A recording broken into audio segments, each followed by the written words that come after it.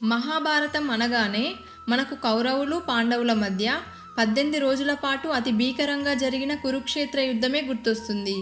ఈ యుద్ధంలో కౌరవులు 100 మంది చనిపోగా, కౌరవుల పక్షాన ఉన్న ఎంతోమంది అతిరథ మహావీరులు కూడా యుద్ధభూమిలోనే తమ ప్రాణాలు విడిచారు.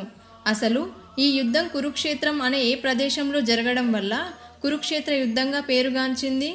తన పథకం ప్రకారమే ధృతరాష్ట్రుడు కావాలని కురుక్షేత్ర ప్రాంతంలో యుద్ధం జరగాలని నిర్ణయించాడు. మరి ఈ మహాభారత యుద్ధం కురుక్షేత్రంలో జరగడానికి గల కారణాలేమిటి?